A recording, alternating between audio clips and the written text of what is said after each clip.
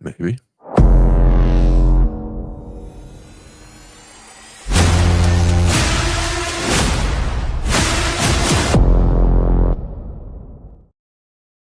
What's going on, Star Wars fans? Hello there. We are back, and Nick is with me this week, so I am not flying or riding solo. Like somebody said, who said that in the comments? Max Rebo said that. Max Rebo. So welcome, Lane and Jessica and Max. Mike will be joining us here shortly, so stay tuned, and please put your comments in and let us know you're here and what's going on in your Star Wars world. We're going to be talking a bunch about all three of the projects for next year. Ahsoka season 2. There's Jacob. What's going on, Jacob? Ahsoka season 2, Mandalorian and Grogu, and Maul Shadow Lord. And so that's about it. So what are you most excited about for next year, Nick? Me? Yeah. Combination. I think I'm most excited that we get to go to the theater again, which is pretty cool. It's been a while, and actually we're coming up in like 2 weeks to 10 years of Star Wars coming back to the theaters with Force Awakens. So I think I'm most excited for the experience, but I think the thing that I'm most excited to see is Ahsoka season 2. So nothing against Mando and Grogu. I'm sure it'll be great, but yeah, I think I'm excited to go to the theater and watch a Star Wars movie, but I'm most excited for Ahsoka season 2.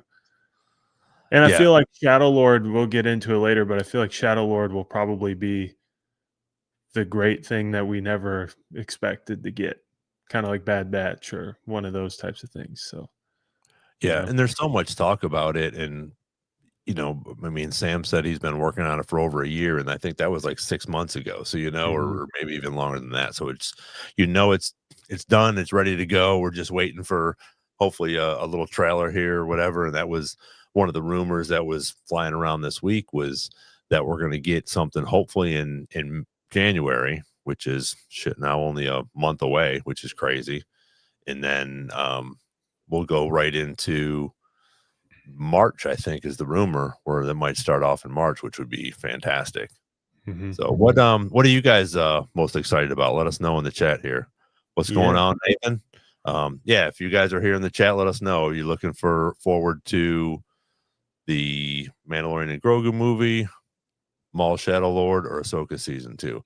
But like you said, Nick, nothing against any of that. I mean, I think it's all going to be great, and I think I'm excited about all three of them, but for me right now, it's Maul because it's the closest. So I'm excited about that. I think, we're going to plan on going up. I know Mike's talked about it. We're going to plan on going up to Boston and seeing Mandalorian and Grogu when it drops. We're going to head up that way with hopefully some of you guys, if you want to go up there. The S word. Did I say I said the S word? Mike dropped the F word the other day. I thought that really was yeah. Good for Mike. I didn't even notice you said the S word, but hey, Max Rebo's on it. He gets me a lot on that. And it's my apologies. But sometimes we get a little excited. Yeah. About some of this stuff coming out. Mom and Dad are in the chat. Hello. Well, shout out Harmony, Minnesota. Yep. I bet it's nice and cold up there too. Oh yeah. Because it's cold here in Tennessee, which is very unusually cold in Tennessee. So, but I know it's got to be cold in Minnesota. Always. Well, not in the summer, but Papa Boz said he's also most excited for Maul. I wasn't saying that I wasn't excited for it. I'm really excited for it. I just I didn't even know it existed or was coming until 6 months ago. None of us did. So I've been wanting to move on with Ahsoka for 2 years. So, and I think all three of them are going to run together at some point. Yeah, -8. Holy cow, it's crazy, dude. Yeah, and they got like 8 inches of snow this weekend. Nice. Seriously though, it's M tag for what's M tag? T Mag. Oh, okay, for Mandalorian and Grogu. Looks awesome. Yeah. And some of the stuff, has anybody been to Zootopia yet to see this supposed trailer? Did you see Zootopia? I went to Zootopia. There was not a Mandalorian trailer though. We Oh, took Madeline's nieces and nephew to Zootopia this okay. past weekend. We got in a little late in the trailer, so unless it's like an immediate trailer, Yeah, no, I would guess it's yeah, probably like the last one. yeah, You it know, that's how they wasn't do with the big ones. where we were at anyway. Yeah. But I wonder what we had discussed this a couple weeks ago, but I wonder what they're going to do with the trailers. Um, because I feel like usually we would get a trailer like the one we got, a couple weeks Right. ago or a couple months ago earlier. And so are they going to like make more and more of them? Or are they just going to do versions of the one we got with like little tidbits? I don't know. And was what we got like an official trailer? Or is that considered a teaser? It didn't really Right. give That's away what I was anything. Yeah, is it going to be another teaser trailer, or is it going to be like, I forget how long the trailer actually was, but is it going to be, a full blown 2.5 minute trailer? That would be freaking awesome as well. Mhm. I'm trying to Max think. Rebo brings up a good point. Skeleton Crew turned 1 this week, Yeah, which is kind of crazy. Feels like it just happened. yeah, it was, and that's another one that was just a fantastic, Hmm. series. So it'll be interesting. I think that's going to come into play with Ahsoka. I think that'll come into play with the at Attenville, at least. Whether we see any of the kids in it, I think that would be pretty cool. But when Thrawn gets there, I think there's a reason why he's going to be in Dathomir and why Dathomir is, now we know, is so close to at Atten. Hmm. I think that's definitely going to help quite a bit when he gets when Thrawn rolls up in there. I'm trying to see if I had the Mandalorian in trailer so we could watch it again, but I don't think I know. Wait, is that it? Yeah, it's a minute 34. So yeah, it'll be interesting to see if we get to see all of that. A 2.5 minute trailer would Hmm. be freaking awesome. You know, Yeah, and we again, everyone who's watched the trailer, feel like in our chat agreed with us. They didn't really give much away at all in the first trailer. I wonder if they'll keep that trend going. Um, I mean, we don't even have like any hints of like what the premise is or what the plot of the no, but movie is. But well, and something just dropped this week, and I was going to have Mike talk about when he gets on because he talked about it. If you guys haven't seen it, he posted something today. There's another sort of leaked from a different country. I forget what country it is, but it talks about how um, it's going to be a little bit more possibly the guys that are on the Shadow Council and different things like that. So we have a little bit more of a plot where even like Mike was talking about earlier, and that was the plot that was out and about right now with Embo, mhm, and all that. And I'm like, that's pretty much exactly what happened in the first Clone Wars movie, mhm. where, um, what's his name? Jabba's kid got stolen. Stinky, Stinky. gets stolen. And then that's what they're doing. That's pretty much the whole movie where Anakin and Ahsoka go do that. And I'm like, there's no way that Dave's gonna continue to do that and bring the same exact thing, the same exact story in there again. What's going on, Brett? If you guys are just joining us, let us know what you're most excited about. Is it Ahsoka season 2, Mandalorian and Grogu, or Maul Shadow Lord? Yeah, and also, I don't know if you guys had talked about it since I haven't been around for the last 2 weeks. Favreau made a mention that, you know, the movie, according to him, who knows what he's not trying to leak or whatever, but the movie was pretty much gonna have the same vibe as The Mandalorian, season 1 sort of thing, like the relationship between him and Grogu.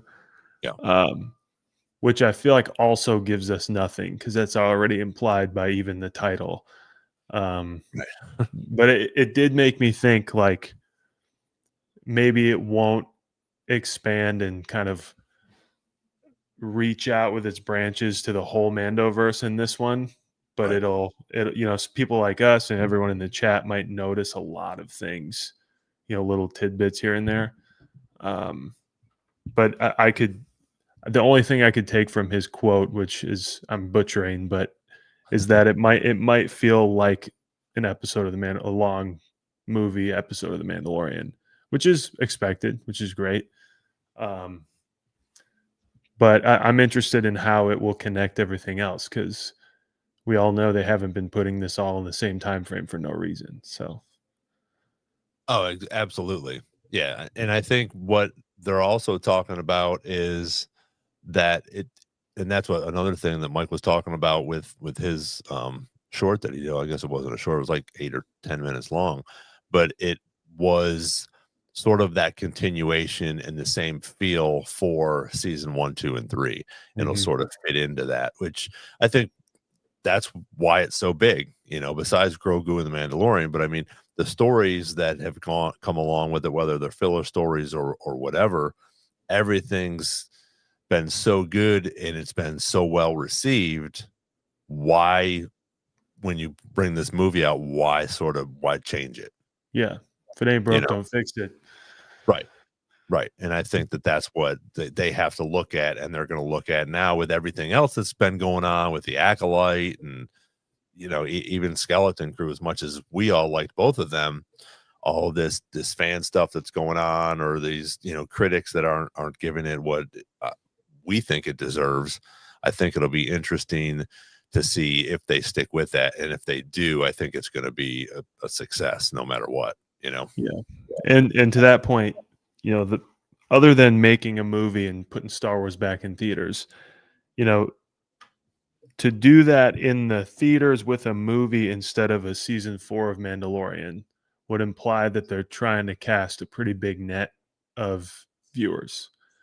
Yep. So that whole Embo thing or the leaked story might be the way, like we had talked about, maybe the Jabba's yacht, Sarlacc pit sort of situation for the movie, first third of the movie, in order to acquaint a broader audience with who the Mandalorian, who Din Djarin and Grogu are.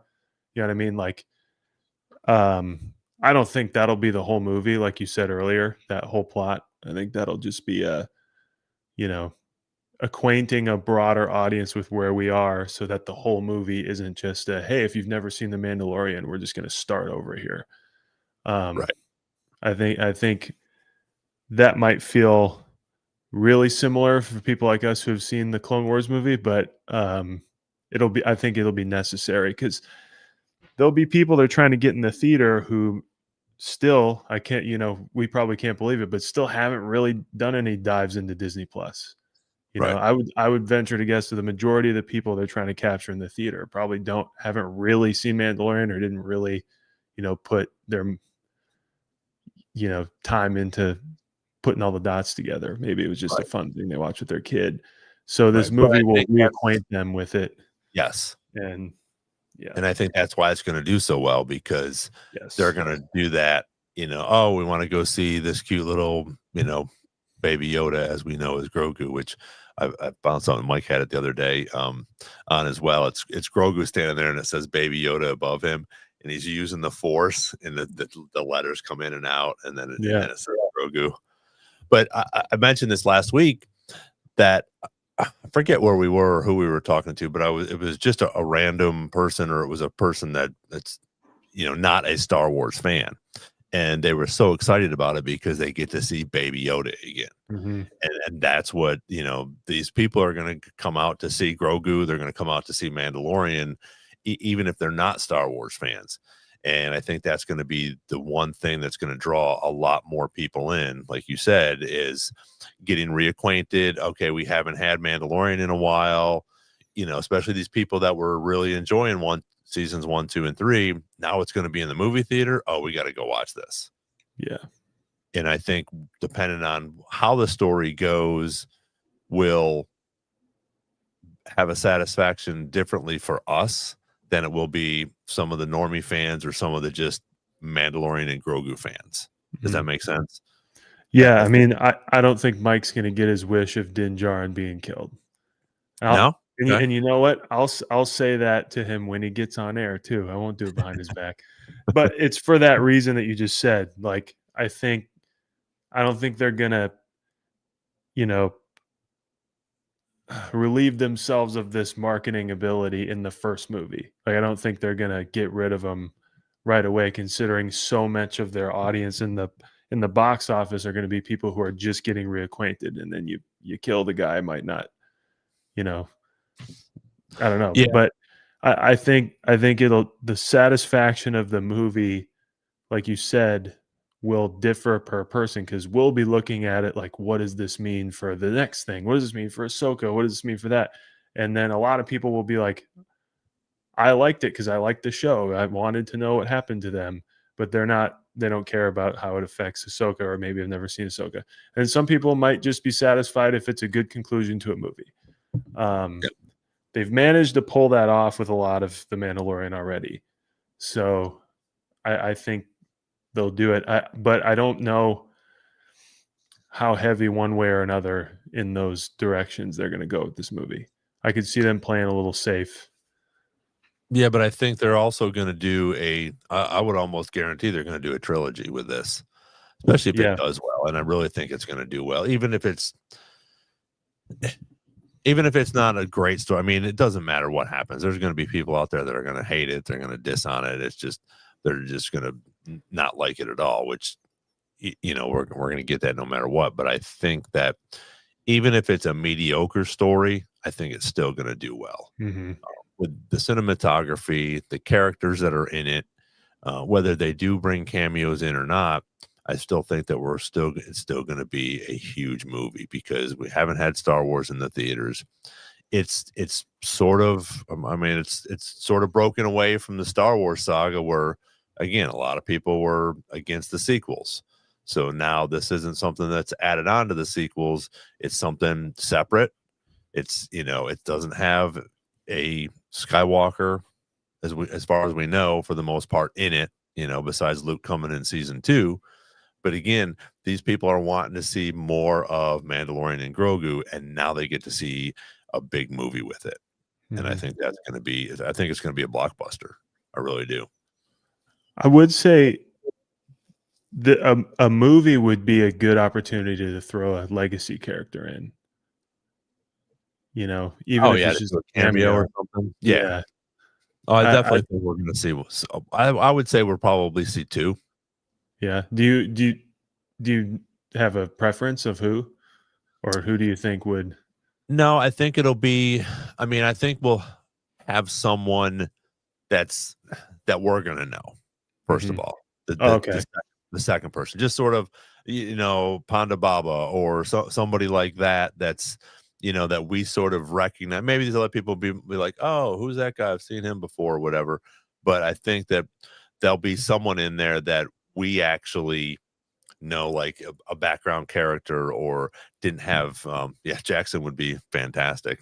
But, somebody like somebody like that Star Wars fans are gonna know. Would Hondo count, or would he Uh, count as, like, putting Zeb in there? yeah, no, I think Honda would count as that because a Yeah. lot of people don't know him, um, but he could also be a main character as well, or not a Mhm. main character, but a big cameo. Yeah. And I think that could happen where that could be the number 2 where we might even have someone that's more recognizable as well. Who I don't know. I don't think it'll be, Luke or Leia or Han, maybe Chewie, Yeah. at this point. Depends what everybody's up to. Right. But, I think we'll, at minimum, get a couple of very, like, obvious references to legacy characters, again, to, like, reacquaint the audience. Like, this is who we're dealing with right now, you know? Right. Or the parents who have, like, taken their kids, be like, "Man, I've seen Star Wars before, but I don't know where we are." It's like, "Oh, well, Leia's," the way they bring her up in Ahsoka, where she's not there, but C-3PO talks, Right. is there for her. I think there'll be a lot of that stuff. I don't know.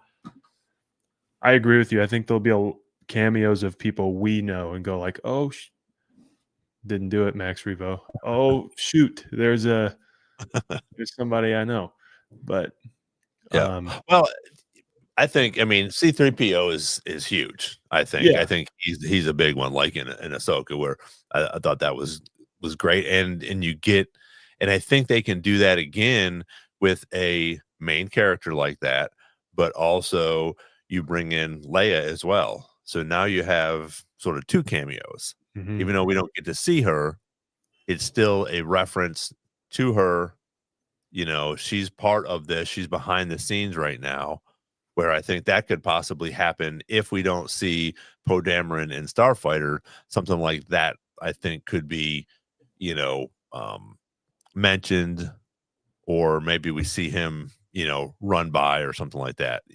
But I think something like that could happen where there is a big, yeah, Max Rebo or Neil would be pretty cool. yeah. Neil would have to be much older, right?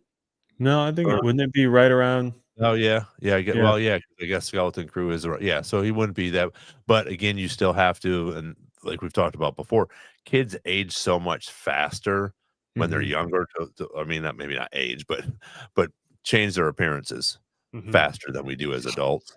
So I think that would be hard to bring somebody like that in, but that could be cool. That it could be one of those 4 kids, Maybe it's Finn. yeah, Maybe it is Neil. Neil would be fantastic because I think people would love that. It would be a new character, but it would also be a cameo of someone that we have seen, through, the new Star Wars universe, so to speak, or the mhm. new Mandoverse. Yeah, someone who's in the building a lot in the last year or so, or when they were doing this movie, would be I'm forgetting her name, but Mon Mothma's actor, and Oh, she's in charge at this point, and yeah, that could be,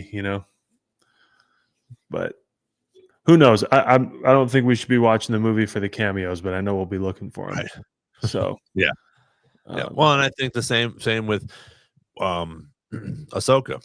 I yeah, mean, we already know that, at least were they've announced at least, that Hayden's gonna be there, and I think Ewan as well, but so, we're expecting those, but it'll be different, I think, if some other ones pop up, and I think we're gonna see more in the Star Wars universe, not on Peridia.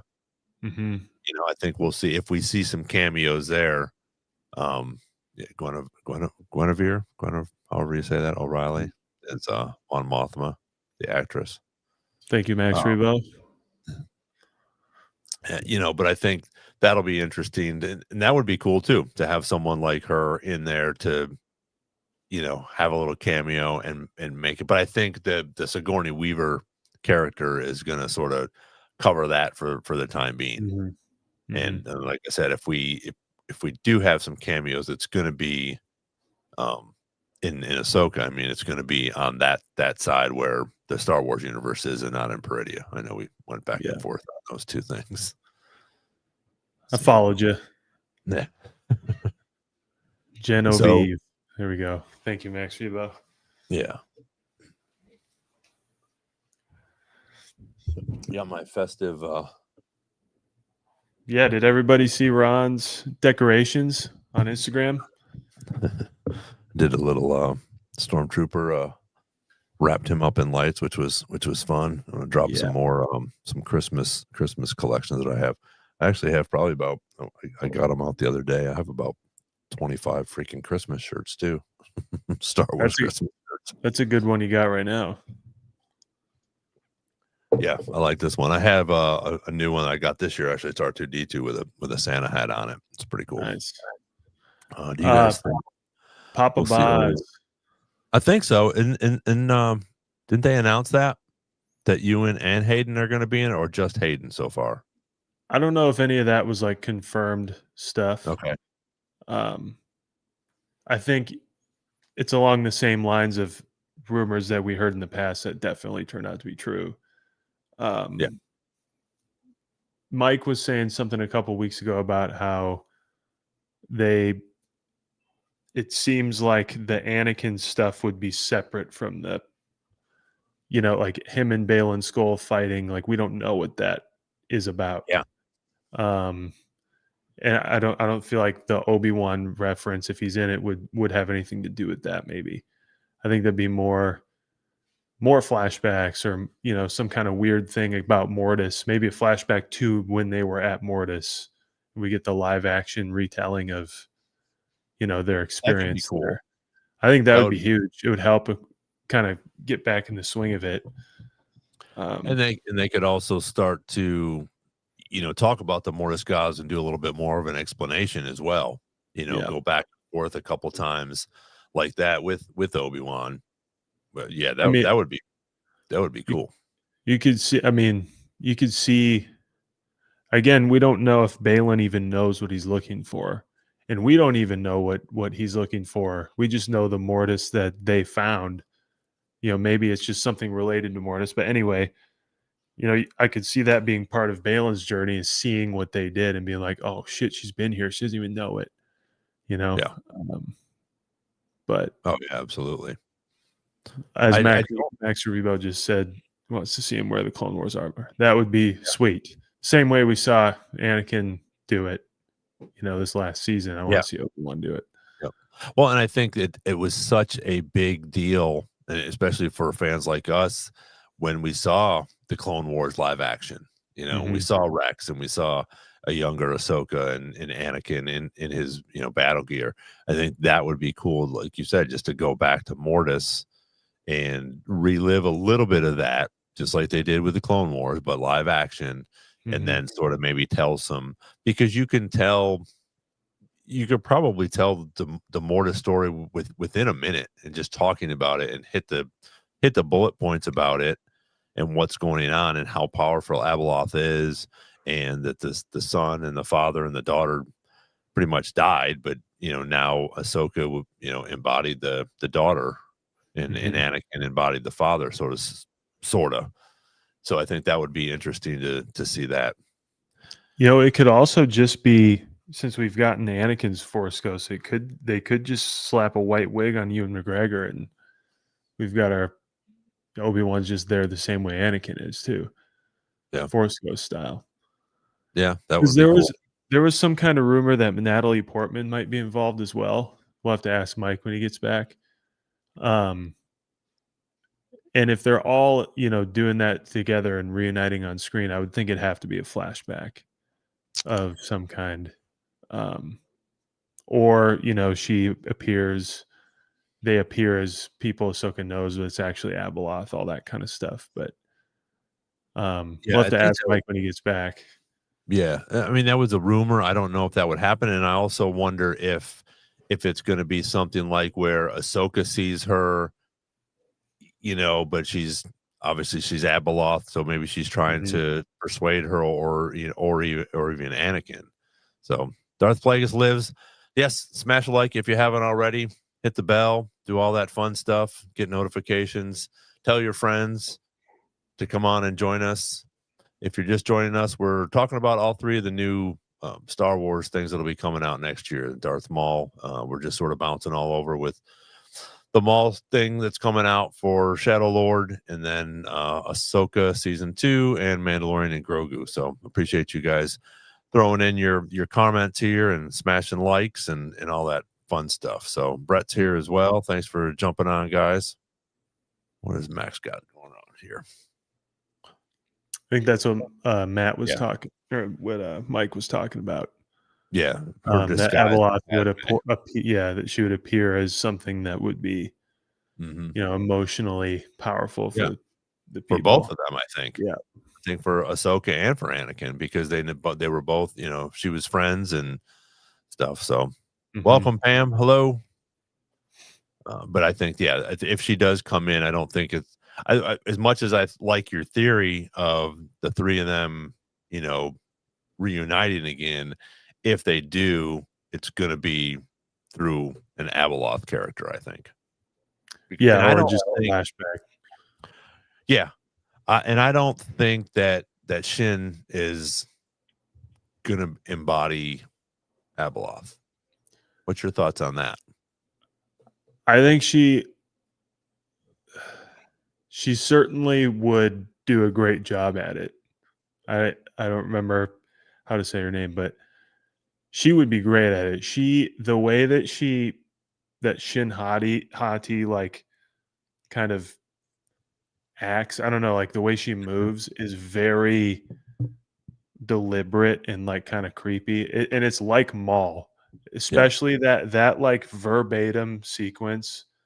That's the same as Maul in the Phantom Menace getting his, probe droid out of the ship, and she's with the HK droids with the binoculars. Like it's very stalkerish, Right. and I think she would play uh, an Abeloth consumption well. Do I think she's going to? I don't know. I think she's going to be a problem in a different way. Like we have essentially what I think on Peridia is like four factions. You have um, Ahsoka and Sabine, and then by proxy, it's Anakin. You have Balin. You have whatever they're running toward, which I Right. think there's something there. Maybe that's Abeloth. And then you got Shin Hati with all those like bandits. Right. And I think she's pissed at Balin if she were to find him. And so I think you got this cool, like, four-way, you know, not battle, but like struggle. Right. That's and Shin Hati is kind of like a weird, I don't know, like jackknife in the whole thing because Right. if it's Ahsoka and Sabine straight up against Balin to go to get this thing, that's pretty straightforward. But what we don't know what Shin's motivations are going to be now, or what Balin will think of it, or what I don't know. And to be quite honest, like we still don't know what they're going toward. We just know it has something to do with the Mortis gods and all that big stuff. Right. And we'll have to see what it is. I think we've talked ourselves up on Abeloth so hard that we're just kind of like locked in there, but we have almost no evidence that it is. The only evidence we have is it has something to do big time with Mortis, and that Balin learned it at the temple. So I don't Yeah. know. That's a weird one too. I was I was reading something the other day about um who knows that Darth Vader or Anakin is Darth Vader, and there was only like a handful of people. And Hmm. the thing I was reading is Balin Skull's one of them. What's going on, Yeah. Larry? Thanks for joining us. Hey, Larry. Yeah, I mean, he straight up says to her right away, like, few would know what he became. That's a Yeah. direct line from Ahsoka. Yeah. And again, like, how does he know that? Or, at that point, everything's already gone down. And Luke, we know that Luke has been trying to like spread the gospel of what happened, to make kind of like, I don't know, reinstate the idea of hope and Jedi and stuff. But, Right. an interesting part about that is that Leia hates that.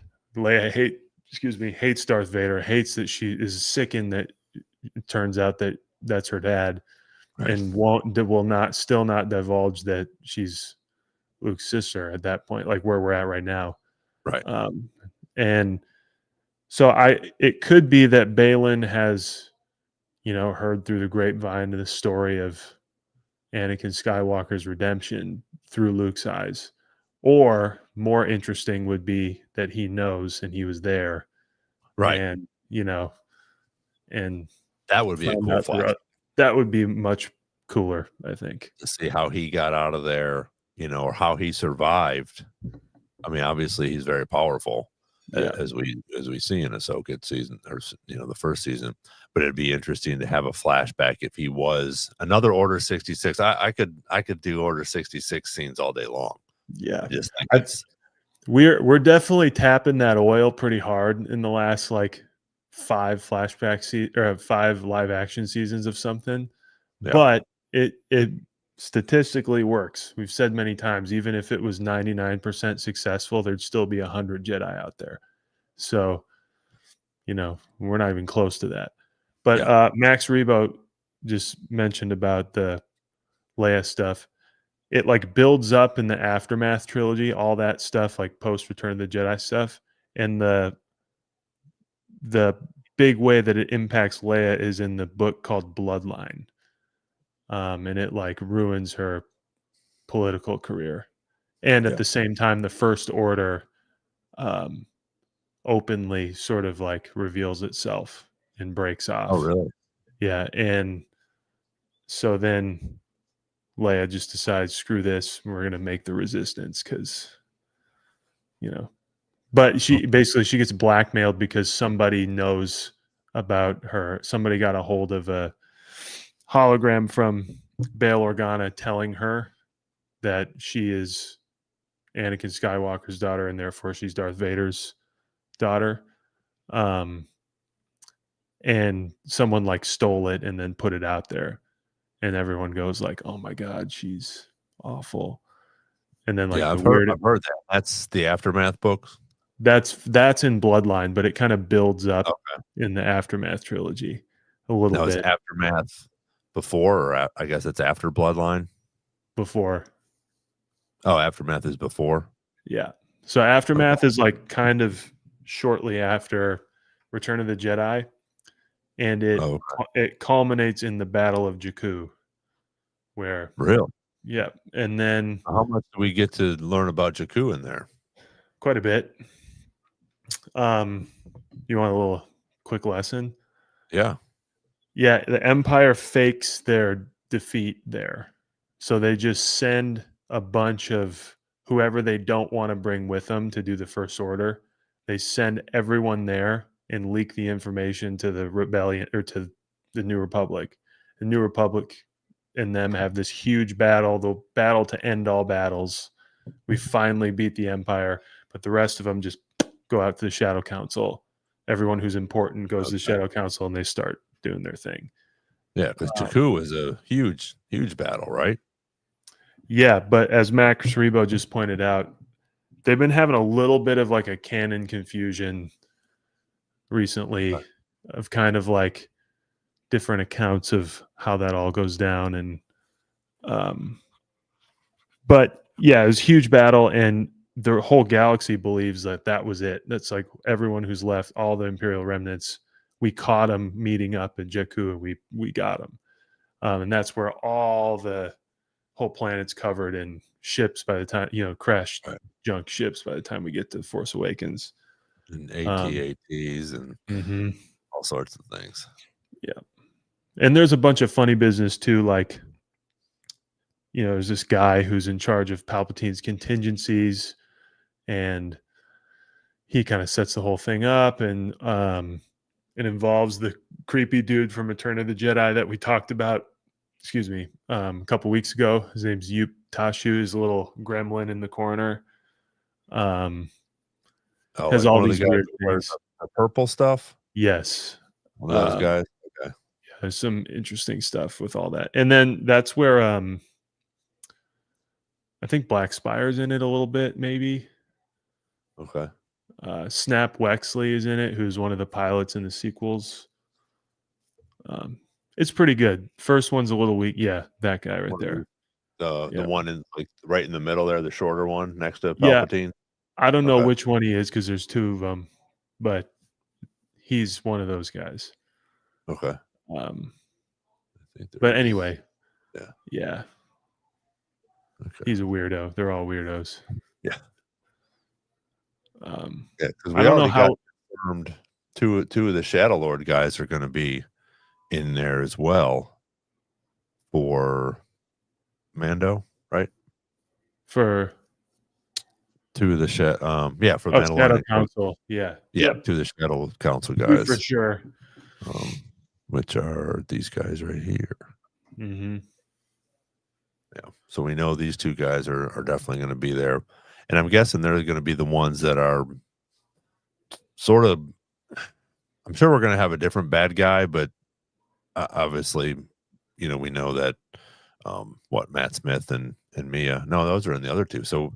these could be the villains for now until we Could figure be. out who else, but, and then Thrawn is, you know, the main antagonist, so to speak, but I don't think we'll see him. Hmm. I just think that I think he will be mentioned. I Yeah, I think he'll be mentioned. I think it depends on the capacity that we see those two guys. If we see him in a meeting, definitely getting a Thrawn mention. Right. Because I believe I thought this, and Mike kind of confirmed it, that all of the things that have come out in the Mandoverse are in chronological order. Well, here he is. No, He can tell us maybe. himself. There he is. Mike, Hello there. Hello. what's How's up? it going? Welcome. I feel very welcomed. How are things? Pretty good. Pretty Good. good. Loving Just like the stormtrooper behind Rob. we're like all over the place. We're talking about all three of the new projects that are coming out next year. Nice. We've just been a little bit all over the place, but yeah, we were just actually talking about the two guys from the Shadow Council, and we even got because we did get a mention from in Mandalorian about Thrawn, didn't we? Mm-hmm. Because I Yeah. mean he was mentioned, so I definitely think we're going to get a mention, again, another mention of him in Mandalorian. Whether we see him or not, that's to be determined. But I think that we'll definitely get a mention of Thrawn in the Mandalorian and Grogu movie. We talked a little bit about some of the new stuff that you had going on yesterday. The one sort of that leak that came from that different country. So hopefully that'll be and that's what I was saying to Nick, and I sort of have thought that from the beginning. I didn't think that was going to be the main thing of this whole Embo and Stinky the Hut, because it's exactly what happened, in the Clone Wars movie. So that was a cool thing where I think we can take that with a little less grain of salt. I think this could be a possible, story that we're going to get. And then we also, a couple people, plus even Nick, has gone to Zootopia, and nobody's seen the other little snidbit or trailer or anything yet. So, Yeah, from what I heard about that trailer was that it's only shown in select theaters, which I don't understand why. It's sort of like they're testing it or something, which just doesn't really make much sense to me. It still is 6 months away, so I guess they don't want to promote it like it's something coming very soon, which makes sense. But the trailer is pretty cool. The new scenes aren't even new. They're the same ones sort of from the leaked Star Wars Celebration trailer.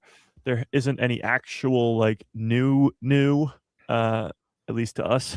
Maybe to some other people probably, but and then when it comes to that leak, it's got me like way more excited for this movie just cuz the Embo thing was ridiculous. There's no way they would take a filler episode from The Mandalorian and turn it into a movie. Uh, so it would make a lot of sense if they're doing something crazy like they have been, and they continue that crazy train. What I will say though, did you guys read the leak, or did you just talk about it? I've read it. I mean, and I saw you yesterday with it. I almost took it off of your page, but I didn't want to bring it on. Let's familiarize the audience. Oh, I can read it for sure. Let me pull it up. But it's just so crazy that like it sounds like it'll work. Like The Mandalorian itself has been crazy, just from giving us a baby version of Yoda or Yoda species to like just it being the first ever live action Star Wars show is a big risk, and doing that thing with Grogu is a big risk. Giving us deep faked Luke Skywalker is a huge risk, and bringing Boba Fett back from the dead is a huge risk. Like they've taken enormous risks in the past, so it seems very stupid to think that when they go to the movie theater, they're going to stop taking those risks. But I do have it pulled up, so let's read this. Let me put it over here. All right, so where it's coming from is actually a German. It's translated from German because it was the German version, Blu-ray version. So like the Blu-ray disc that you would get, it's just the back of it, and it's for the Mandalorian and Grogu movie, and it comes with the synopsis of the movie. So like the back of a Blu-ray has the description of the movie. So that's what we're looking at here, and it's been translated from German. The Empire has been defeated, and the remnant of its forces scattered to the far corners of the galaxy. Yet some of its former commanders in this dark era are still clinging to their power and have since become dangerous warlords who continually challenge the peace upheld by the New Republic. To track down and neutralize these cells, Din Djarin, Pedro Pascal, together with his apprentice Grogu, who after his Jedi training, has joined the Mandalorians, support the new government. That's the first paragraph. Now that seems like where we're at. I mean, that's how season 3 ends. They're helping out with the New Republic. Nothing too crazy there. Then here's the second one. Several clues eventually lead them to this planet of Karzun, which I did research does not exist. Karzun, where they not only managed to infiltrate an almost forgotten Imperial facility, but Grogu also discovers an ancient artifact that functions as an amplifier to his abilities. Unable to control those new powers, Grogu becomes the target of Imperial agents who begin preparing a coordinated assault on the New Republic, seeing in the small being their opportunity to destroy the enemy of the Empire in a single strike. Wow. Pretty crazy. So it goes from 0 to 100 real quick once it goes to that second paragraph. But talking about, there it is. Talking about a new planet, which we assume is going to happen. I mean, the Mandalorians already introduced many new planets. So Karzun doesn't exist, at least on the map or in Google. It doesn't exist. And the craziest part, there's a few crazy parts, of course. Grogu finding an ancient Sith art, or not Sith, sorry, I'm prematurely, I like to think it's Sith, but an ancient artifact that functions as an amplifier to his abilities and makes him unable to control those new powers. But what's even honestly more intriguing to me is the fact that it's an almost forgotten Imperial facility. It screams Palpatine, Project Necromancer, like something that Palpatine was up to that was sort of a secret, and then when he died, it went away. That's what it screams to me, but that's, I mean, what are you guys' thoughts? I mean, it could be fake, which is obviously a possibility here, but it's not like, I mean, first of all, who would fake that? And second of all, I'm looking at the picture of the German Blu-ray, like it exists. So, right. I don't know. What do you guys think? I think, and we talked a little bit about it, I think it'll be good, and I think you mentioned it yesterday. Everybody loved the Mandalorian and Grogu when it came, or those two characters, so the Mandalorian. And I think if they step away from that and do like the Embo thing or something different, I think a lot of people are going to be a little bit disappointed in it. But I think if you stay on the same channel that they're going through to this movie, I think it'll keep people's attention. People, and Nick was saying, people want to come, they're going to get reacquainted with Mandalorian and Grogu, some of the normie fans or some of the people that really aren't fans, they're just fans of Mandalorian.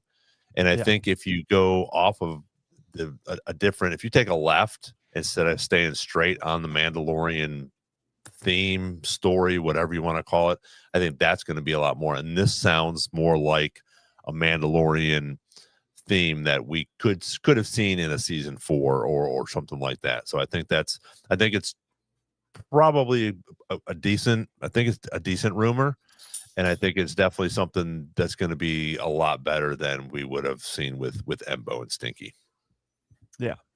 Yeah, I think regardless of if that is real or not, I think that's kind of how it's going to go. Maybe not like specifically an artifact, but like you said, that first paragraph's not that crazy. That's kind of where we are anyway. And I think they are going to lean into Grogu being important in the same way he is early in the show or the first 2 seasons of the show. Where it's not just him and Din running around having fun, like they may be separated, that sort of thing. And that would be a really cool way to do it if Grogu's like uncontrollably powerful. And I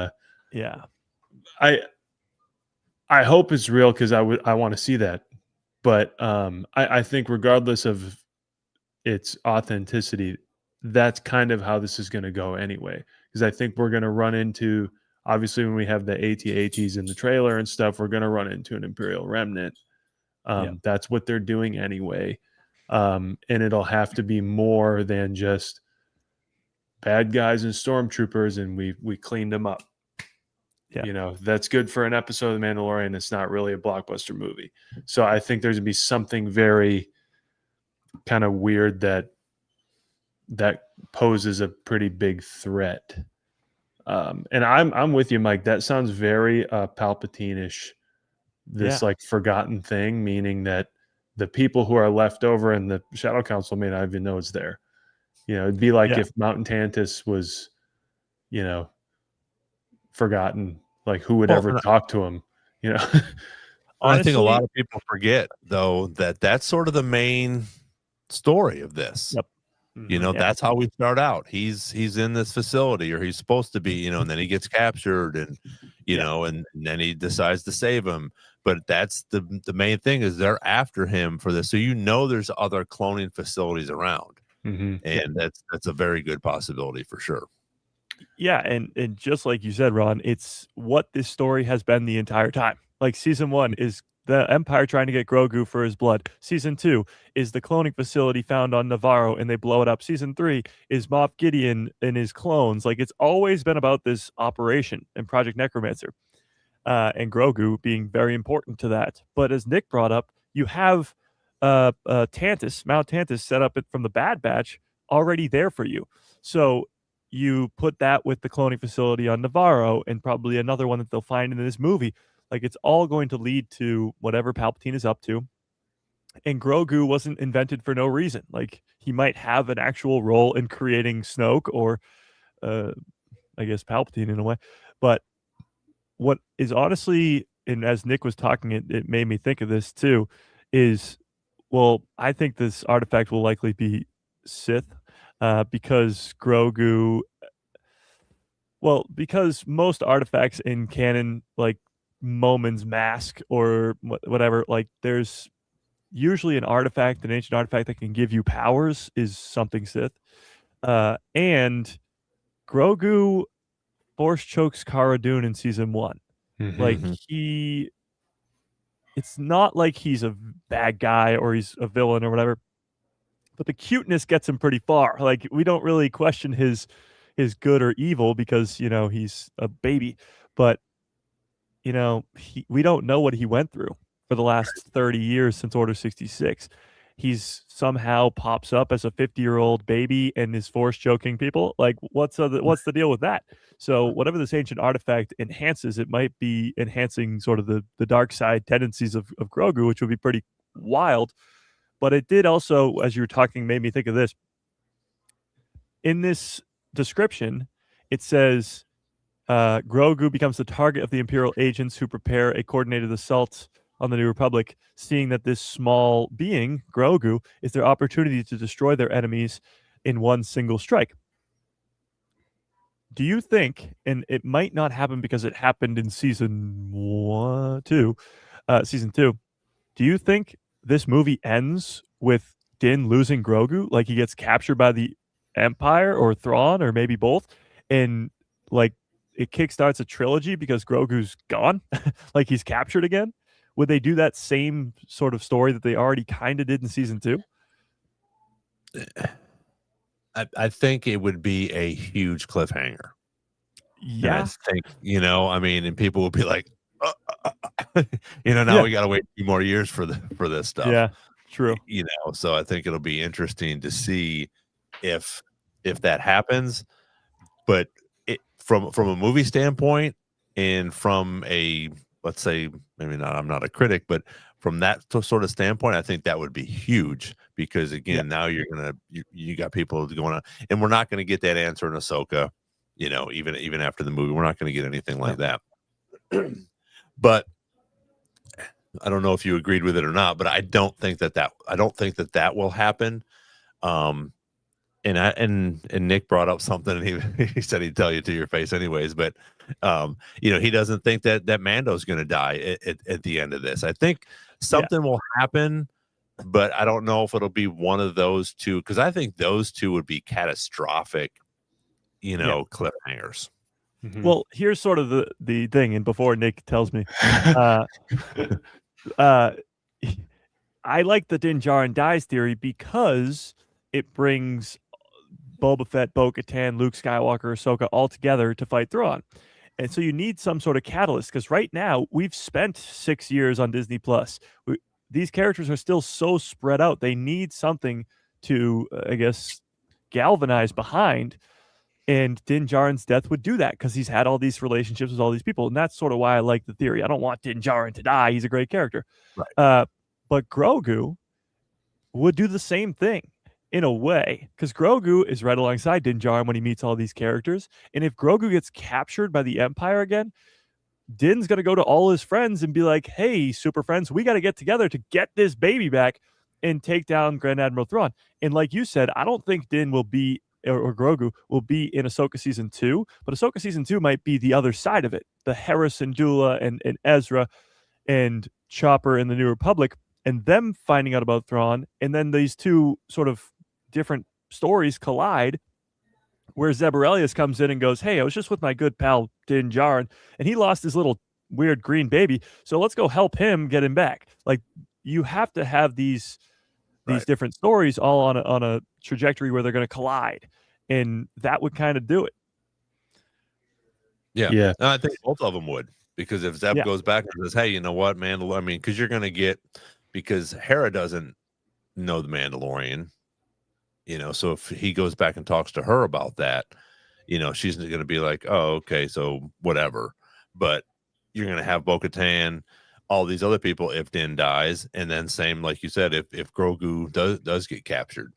But I almost wonder, is that too obvious? Yeah, because it did happen before. The end of Season 2 is exactly that. Moff Gideon takes Grogu from the Seeing Stone on Tython, and Din Djarin has to get the Avengers together, get Fennec Shand, get Boba Fett, get Bo-Katan, get Migs Mayfield, like all these different people together to Cara Dune to go save Grogu from the Empire. So would they just retell that story, maybe to a bigger scale? I don't know. See, I almost think that, and even as much as I don't want to see, you know, Din die either, but I don't know if that Grogu theory would come to fruition, just because, like you said, they've already done that. But his powers, and especially if he finds this thing, you know, this whatever holocron or whatever, this ancient artifact, emphasizes or whatever his powers.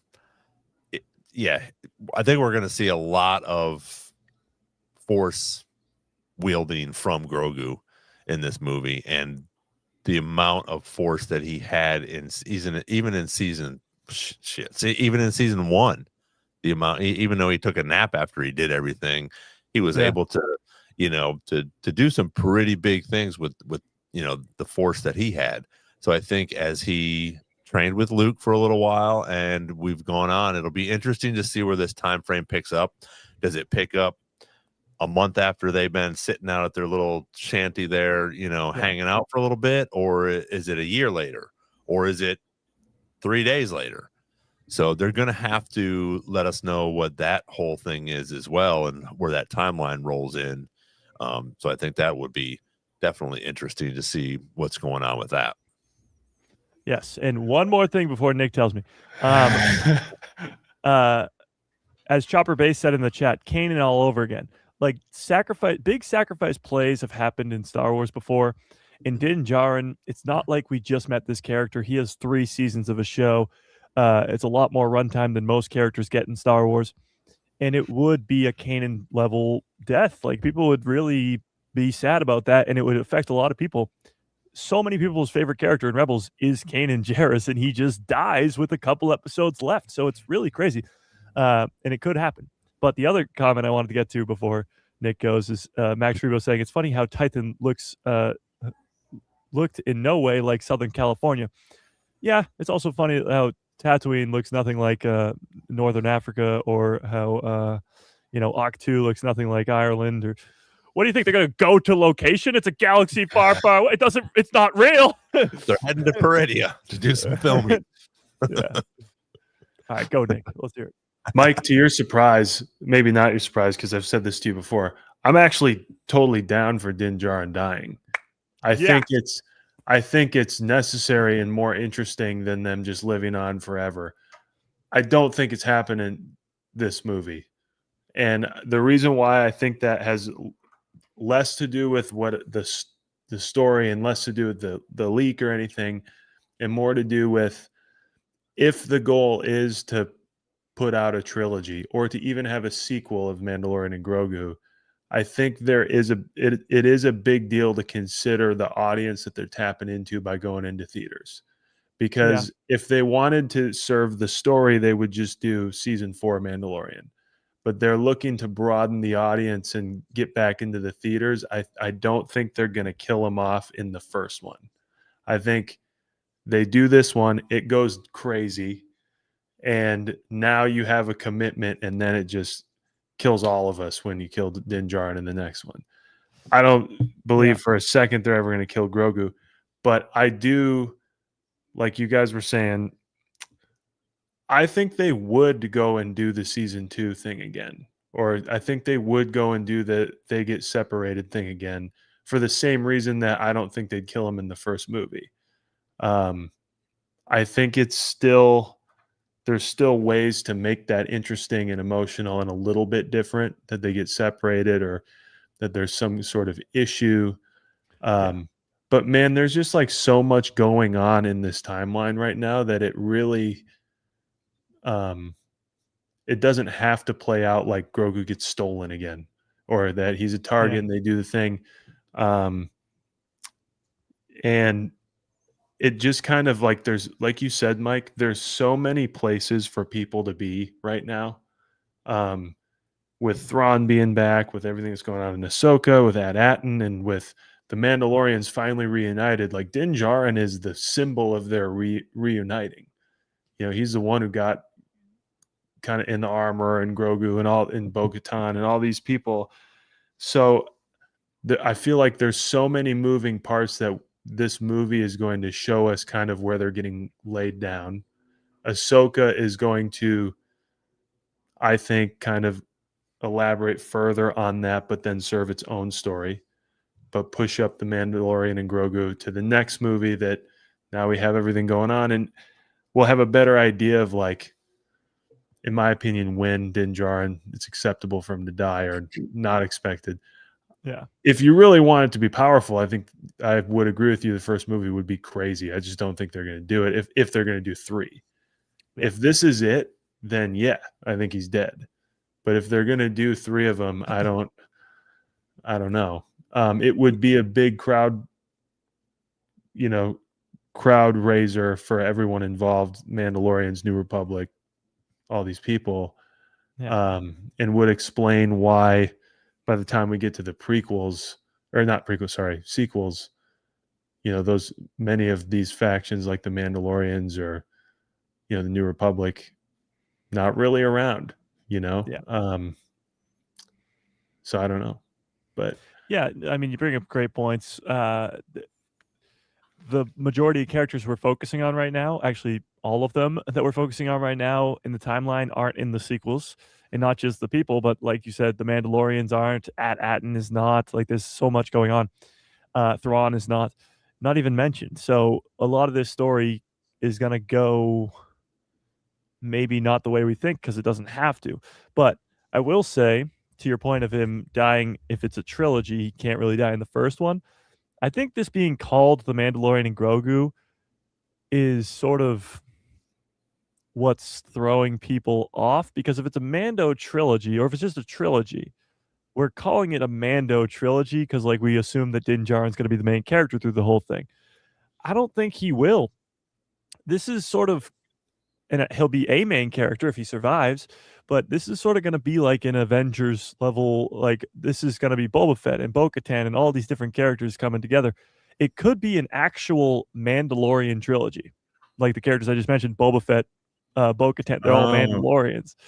And I remember when season 3 was happening, Rick something, one of the directors on season 3.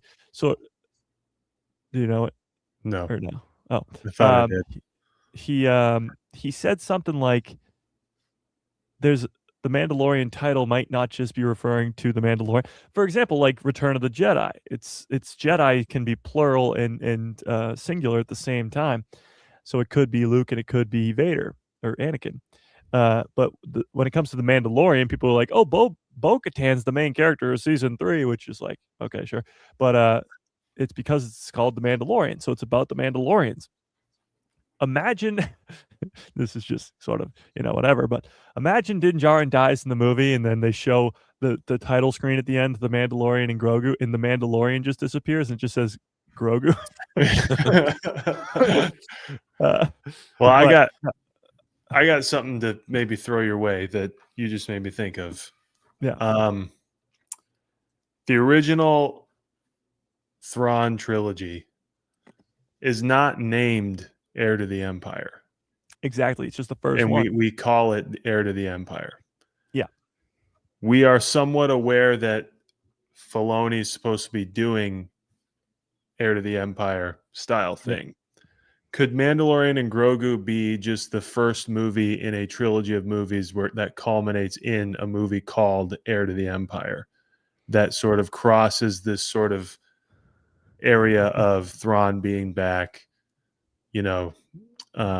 resistance forming?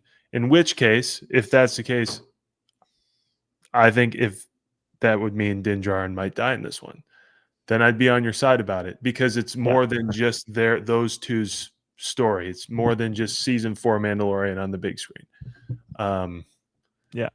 That would, I feel like that would make sense, given that we don't know, other than like the supposed Filoni Heir to the Empire movie, we don't have another one loaded up. Well, I just don't think they'd make 2 movies. Like, Star Wars has always worked in trilogies. But to that point too, I think this movie is really called The Mandalorian and Grogu because if you called it something else, people wouldn't know what it is. Mm-hmm. Absolutely. Like, what else would you call it? Like New Republic movie number 1? Like, the fact that it's called The Mandalorian and Grogu is because those 2 names are names that fans know, and it'll get them in seats. So I agree with you. I think at some point this will become the Heir to the Empire. And it's funny that the Heir to the Empire is the most popular title because it's the first book of the trilogy, and it's not like The Last Command or whatever. So I think, I mean, it fully depends on what Dave Filoni's movie is going to be called. But if there's a third movie, I would assume that the last movie would be called The Heir to the Empire. I mean, maybe not, because you could do the second movie is called The Heir to the Empire, and the title is about Thrawn. So I always see it like we need a lot of time with Thrawn, and I look at it like Infinity War and Endgame for Avengers, where Infinity War is really like Thanos' movie. It's him going and collecting the Infinity Stones, and the heroes are just there. Like, they're trying to stop him, but they fail. And I think that's sort of what the second movie of the trilogy should be, is just Thrawn winning, and he's sort of the main character of the whole movie. And our other heroes are just there trying to stop him. And then it's not until Endgame when they actually defeat him, or the last of the trilogy where they finally defeat him. But we need something, not maybe a Thrawn show or a Thrawn movie, but something where he's sort of the main focus, because he's got so much, of course, backstory that we know of from the books, but also just he needs time to ruminate. Palpatine had 9 movies. Vader had 3 movies. Thrawn's been in live action for like 5 seconds. Like, we need more of him. Yeah. Well, and I think that could be the second movie. I think that, he might get a win, in this, definitely in Ahsoka. I think we're going to see more of him, obviously, in Ahsoka. And I think that's what will happen is, first of all, I think all 3 of those are going to have some sort of Easter eggs or something we're going to have something in Maul Shadow Lord that's going to help maybe determine, or something in reference to Mandalorian and Grogu that probably just people like us will figure out. But I think also same with Mandalorian and Ahsoka, I think there's definitely some sentences that are going to be completed in Ahsoka because they didn't get completed in Mandalorian and Grogu, which then I think once Grand Admiral Thrawn gets a win in Ahsoka, he's been mentioned in Mandalorian and Grogu. Number 2 movie, whether it's Dave's, which I'm guessing it probably will be, that's going to be where it's going to be like an Empire Strikes Back. You're going to have a Thrawn that's coming in, guns a-blazing, so to speak, and people are going to learn who he is. Yeah. I mean, it's like the Emperor in a way, because the Emperor's not in A New Hope at all. He's a hologram in Empire, and that's it. And then he's, of course, the main villain of the third film. So Thrawn was mentioned in Mando season 3, just by name. And then he was in Ahsoka season 1 at the very end. And now he's probably going to be mentioned again in the Mandalorian and Grogu. So he's like this presence that is a big deal. Like the way they talk about him is like, ooh, he's this big, scary dude. So it's like just like the Emperor in the original trilogy, less is sort of more, but we're going to get a lot more of Thrawn, I think, because to do the bad guy thing without the Force and without being a Sith is very cool, and that's what people like about his character. So we got to definitely get more of that. Yeah, that'll definitely pop off, I think, for sure. And again, once we get more information and some of these people figure out who Thrawn is, they're going to want to see more of him as well. Even Actually, Max Rebo brings up a great point too. His name was dropped in Mando season 2, and when they did that, it was Ahsoka's episode when she's fighting Morgan Elsbeth, and they drop it like a mic drop. She's like, "Where is your master? Where is Grand Admiral Thrawn?" And for normie fans, I guess they'd be like, "Who the hell is that?" But we're like, "Oh, this is all connected to Thrawn." Yeah, we're like, he went away with Ezra on Purgle. Yeah. Speaking of, it's a good little segue here. I wanted to, and I don't think this is going to be that big of a deal, but I know that I don't know if you talked a little bit about it, but that Claudia Black is going to be not recast. I think just because of the way that the Night Sisters are, as much as I like her and she's a great actress, I think you can put somebody else in that role, put some makeup on them, and I don't think it's gonna affect Ahsoka season 2 that much at all, because most people aren't going to know that if the third Night Sister gets, because they have to have those 3 Night Sisters again. And if it's not the actress called Claudia Black, I don't think that's that much of a big deal as like recasting for Rey, or even any of these other characters. I don't think that's that big of a deal. It's something cool to talk about, but I don't think it's a groundbreaking thing for us to see something like that happen. It's almost like recasting like Bib Fortuna or something. Like it's not it's a side character of a side character. The only thing when it comes to it is what bigger role are the Great Mothers going to have in season 2? We already know that the Night Sisters are going to come back. Those tombs or whatever they came back in, they're going to be brought back to life, and you're going to get some Night Sister magic and fight scenes in there, which is going to be really cool. But it might not even be necessary to see them at all. Like we don't know how much time we're going to spend on Dothamir, how much time we're going to spend from Thrawn's perspective in the show. We may not even see them. I think we'll see them a little bit because the 2 other actresses were on set. So we'll see some Great Mothers, but not a lot. Yeah. Well, and I think they will. I think they will be in there because you're going to have something. And I think that's why that was such a big deal for her, for that article to drop. Because you're going to have the mothers in there. So, yeah. And I agree with, in the chat, Theories of the Force saying it's unfortunate that they can't pay her. I agree it's unfortunate they can't pay her. They're a several billion-dollar company, but I do think that highlights something you said, Mike, that might indicate that they don't have that huge of a role in this season anyway. If they were like, shoot, we kind of missed you on the budget, then they probably weren't going to. And to be fair, I think she did a great job, but like it's a heavy prosthetic and makeup, and they even like change their voices up to make them weird. So it's not even like you would notice if any of them, talked weird. It does kind of change my outlook on how heavy we're going with Dathomir Night Sister stuff. Because again, if it's like hey, we're not going to pay you, then they weren't really planning on writing her in that much either.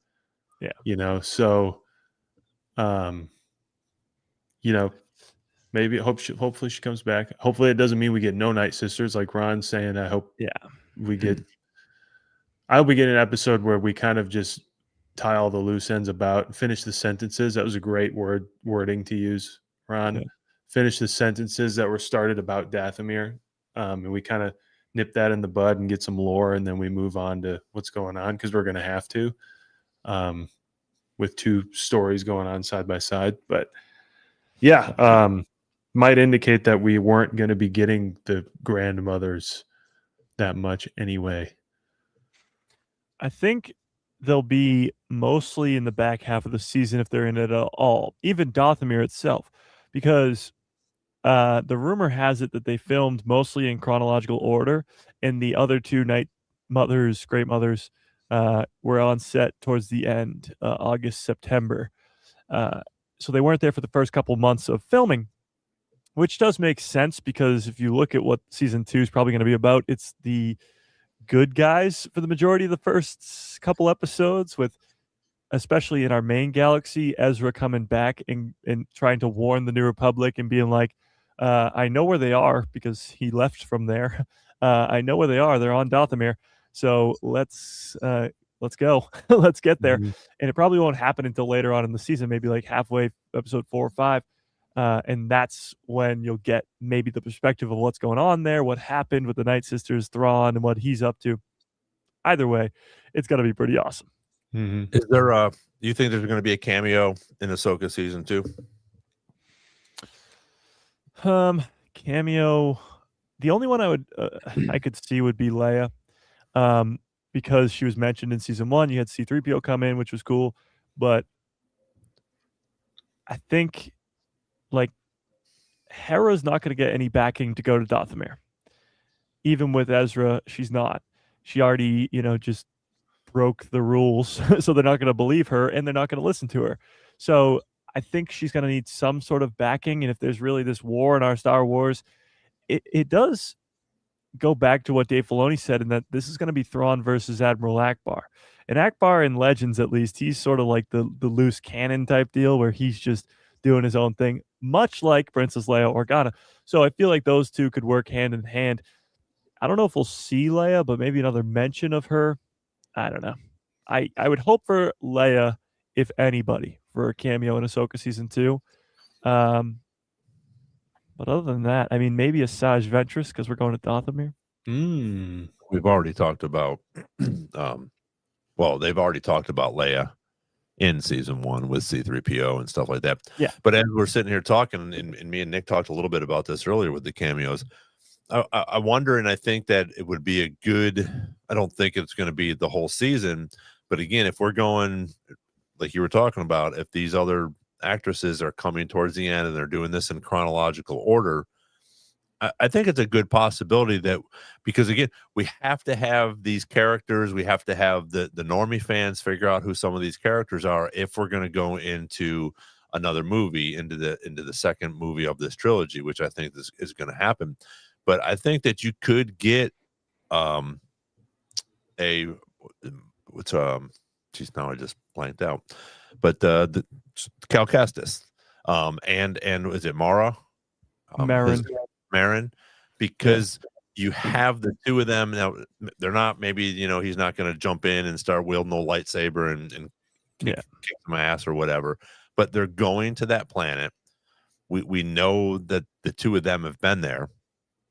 She's a Night Sister, and if we bring them in again, we can start that sentence with these two characters, and now people have an idea. Oh, so when we come back and we get Bo-Katan and we get Din and we get Boba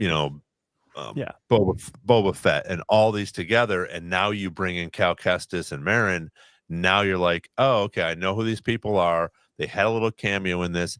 Now they're going to be in this next movie when we're bringing everybody together, because Grogu's either captured or Din dies or whatever the case may be, but everybody's going to fight Thrawn, and that's a perfect opportunity, I think, towards the end, if they're going to Dathomir and we run into these two either on there or they're mentioned or something like that, and now you have that sentence that can be closed in the movie with the rest of these, or the next game coming out. Yeah, I mean, because Dathomir, you assume, has been pretty quiet over the last 30 years since all the Night Sisters were massacred by Grievous and the like Separatists. Mandalore. Exactly. When there would be some sort of activity there, like Thrawn showing up with a bunch of Night Sisters, Merrin would probably take notice of that, and Cal too, and they'd probably go investigate it, and maybe they cross paths with Hera and Ezra or something like that. Like they're like, "Oh, it's you," or something like. I don't even know if they would know each other. Probably not. But you also brought up another good point of if this is going to be a trilogy and it's going to be this important of a story, the heir to the Empire, you'd think that Luke, Leia, and Han would be involved because it's that important. Like they spent so much of their lives and I guess risking their lives to take down this empire. You think they're just gonna sit there and be like, yeah, let Thrawn take over while we sit here and do nothing? Like I feel Leia and Luke and Han will be hopefully involved in the fight in one way or another. And somebody brought up too, Billy Lord, Carrie Fisher's daughter, recently just did a Columbia campaign where she dressed up as Leia in Return of the Jedi. Yeah, and it's a little cool tease, but it's like she was the de-aged Leia in Rise of Skywalker, I believe. And then she might have been the face under the deepfake in Rogue One too. I'm not quite sure about that. But if you are going to deepfake Leia and you don't have Carrie Fisher to do it, the next best option is her daughter. Right. Yeah, absolutely. Well, but I think so at this time, this time frame, what are the three of them doing? They're all in separate. Are Leia and Han still together? I think so. But Luke, we know. I mean, he's starting his Jedi Temple. That was really cool to see in the Book of Boba Fett. Leia, we know, is still with the government because she was mentioned in Ahsoka season 1. What Han is up to, I don't know. I still like the theory that the Millennium Falcon will be in the Mandalorian Grogu because of the ride at Disney World. But he might be in the throes of like, in Resistance, the animated show, he like does races, like he has a racing league or something. He might be doing stuff like that. We don't know what he's up to yet because Ben Solo hasn't joined Luke yet, so he's still with his parents. He'd be a child. Yeah, and that's he'd be like 5 or 6 years old, and maybe a little bit older. Yeah. Yeah. So and that's my thing is like how are we going to get them into here? Leia, I think, like you're saying, Mike, Leia would probably be the easiest cameo to bring in because she's still sort of on the front lines here. We've already talked about her in Ahsoka season 1 with C-3PO there. So that definitely could be. So, but I don't think Luke is going to come away from his Jedi temple, or there's going to have to be some sort of explanation for that. Who's he gonna? He's not training anybody though. Yeah. So you bring up a great point. If we go back to our Mandalorian Grogu discussion, if Grogu gets taken, or if Din Djarin dies, the first place that Grogu would go to would probably be Luke Skywalker to ask for help, even though he doesn't speak. And then the only place that Grogu would go to, if Grogu gets taken by the Empire and Din feels he has no way to get him back, he's gonna go to the freaking Jedi who saved his ass, like saved everybody's life. He's gonna go to that guy and be like, "I need your help. The child you were training for like the couple of weeks there, he's been captured, and I need you to go save him." So I think in either scenario, Luke would be the one to call. So I think Luke Skywalker, and especially because we've already seen him twice in the Book of Boba Fett and in the Mandalorian. It's not like they did a one-off thing with the Mandalorian. He came back for the Book of Boba Fett. Yeah. So I think Luke, because he's been done already, like the deep fake technology is really good, but it's good when you already have a baseline of the Book of Boba Fett. So he could definitely be involved in the story. But Leia would be harder. Mark Hamill's also there. So Leia would be harder because Carrie Fisher's not there. Han Solo, I mean, you could write Han Solo out of the story and just be like, he was watching Ben the whole time. Like you could easily do that, which seems like a cop-out, but yeah. I think this whole era of, Mandoverse and everything that's building up and, kind of meeting with Mando, Grogu, and Ahsoka, really reminds me of what Max Rebo brought up earlier about like Aftermath novels, Bloodline. I think we're gonna watch the unintentional start, and we already are watching the unintentional start of the Resistance, which is already, I feel like, underway, whether they know it or not, with Leia saying, kind of like letting Hera off the hook, and whoops, how do I shut that off? Can you hear that? Yeah, vaguely. It's like quiet in the background. Spam call. Sorry. No, so like Leia already lets Hera off the hook and carry out some military things when the New Republic's super weak. We know that they end up trying to demilitarize, and that's why the Resistance exists. We see Captain Teva and all these sort of like marshals and rangers kind of be like, you know what? We kind of liked when we were the Rebel Alliance and not this like government.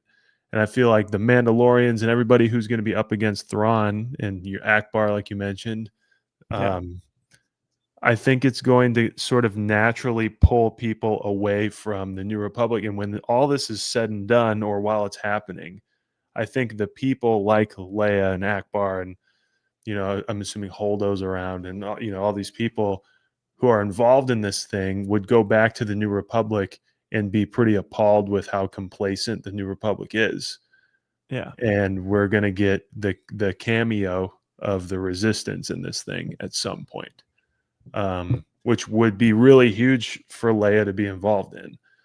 Or whoever we're with. I also, I'm going to cross that one off the list, think the Mythosaur is going to be a cameo because we all forget that we found him in the last season of Mandalorian. I would love to see him ride that thing. I'd love it too. But my thing with the Mythosaur is you have to go to Mandalore, and I don't know if Mandalore will be in this movie. Maybe in the second movie, but I don't know. I guess I'm speaking more in like this story, not necessarily the movie. This whole thing. I get you. I think that could help them, depending on what the powers of or the Mythosaur is, and can it come out of the water, whatever the case may be. That could be sort of like sort of like Boba Fett, grab the Rancor. Thank you. The Rancor and sort of came and helped fight. So I'm almost positive we're not going to see it in this first one, but we definitely could possibly see it in the second one if there is more of a battle or more of wars in our Star Wars. You could have something like that, and people would freak out with that too, especially fans like us. Other people, the normie fans, are going to be like, "What is that thing?" But I think that would be fantastic, and I think that's what the cool thing about Dave is that he doesn't mind putting things in like that for the hardcore fans, because even the normie fans will be like, "Oh, okay, that's just another creature that he's riding, or he's whatever he's doing with it." But I think, I definitely think that we're going to see that at some point in this trilogy. Yeah, I want to add to that. Part of like them targeting, let's say that leak is true, and they're targeting Grogu like they have been, the whole series. Are they targeting him because of the thing he finds? Probably, but I also forget a lot of the time how much season 3 kind of went out of its way with Dr. Pershing. Went out of its way to do that whole, his whole new life, and then the Shadow Council, or whatever you want to call it, the future First Order, went out of their way to wipe his memory. The only guy who could figure out Project Necromancer for them. So what does that mean? It feels significant enough that they spent time on it and implied that information dies with him, which means maybe they somewhat figured it out.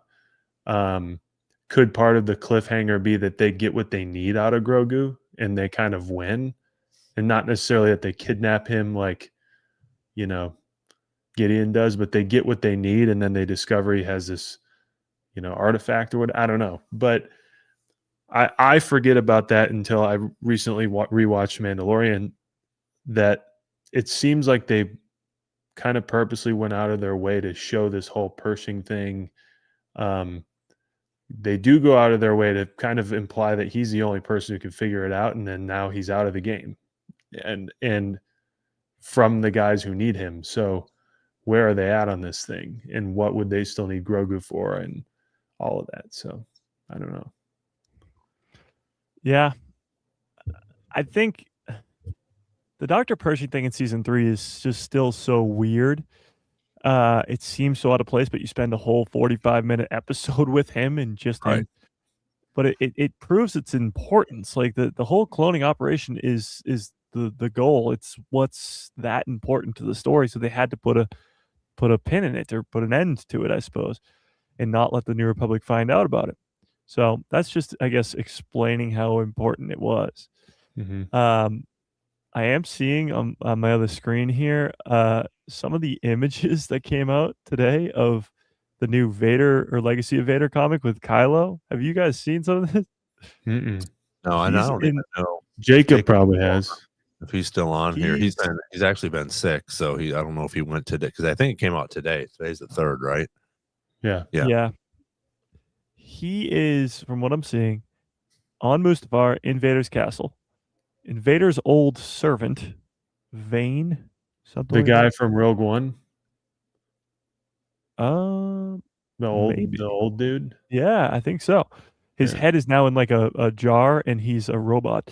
But he is.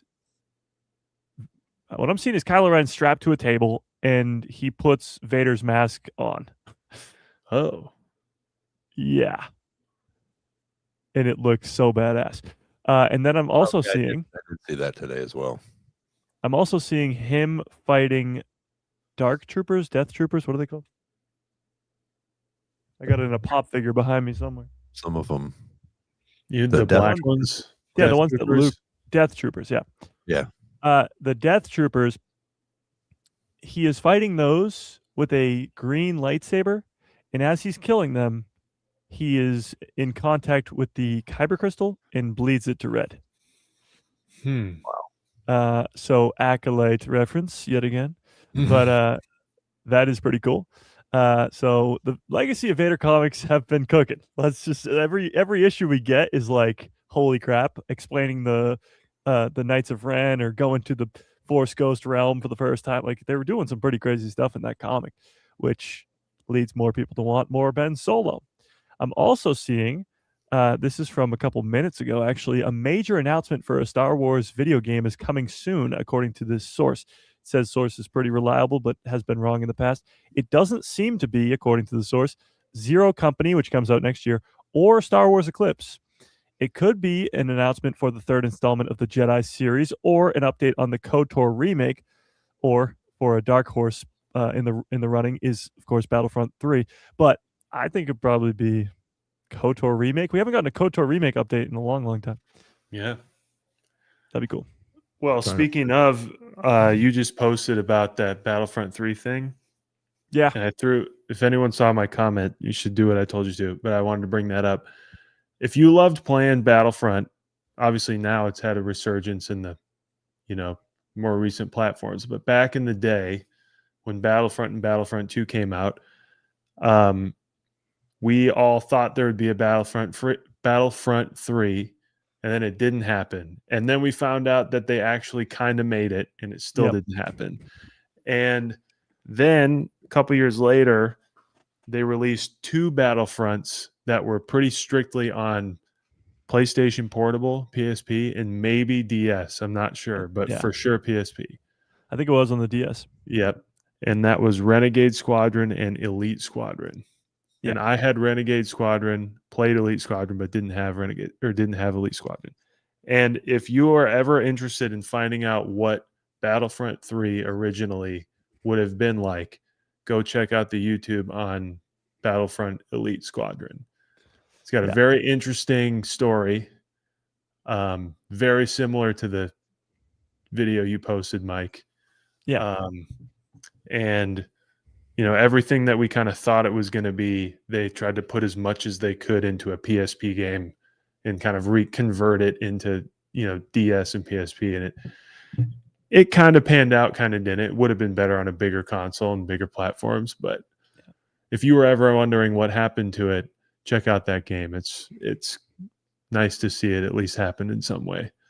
Yeah.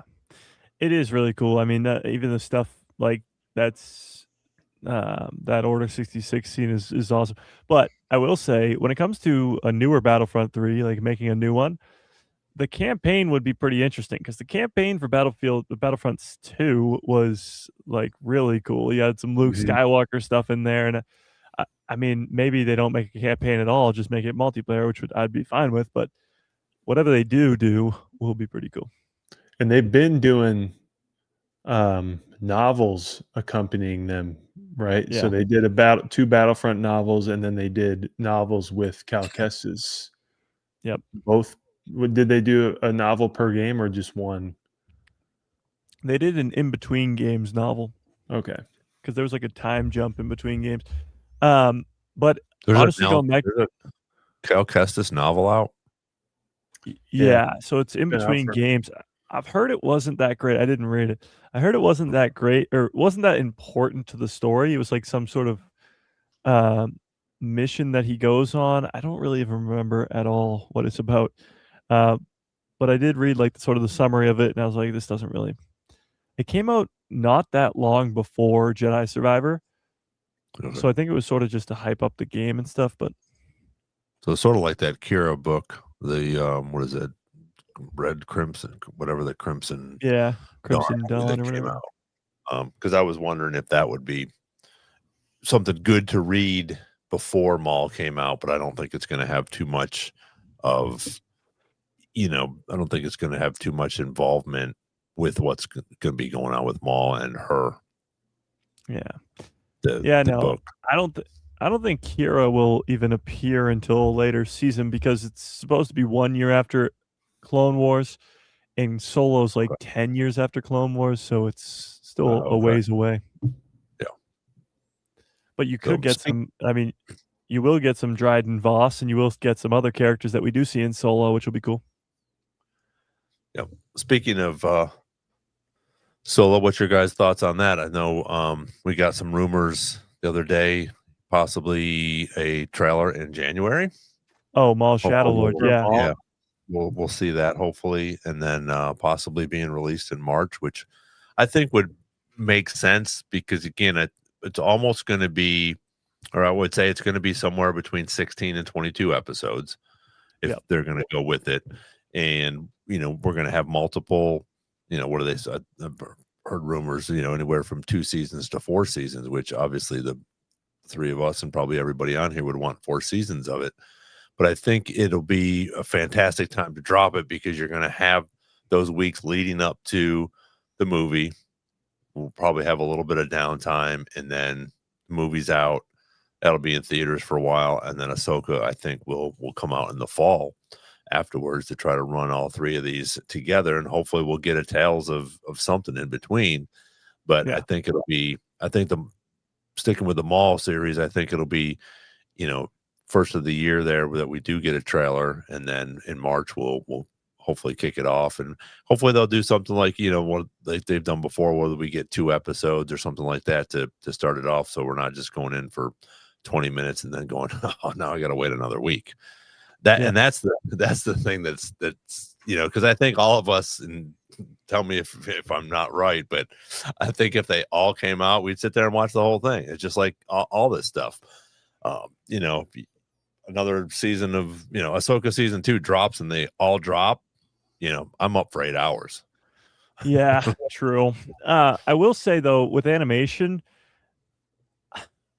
I like the more episodes and whatever, but I think with the Maul Shadow Lord series, it's not going to be as much filler.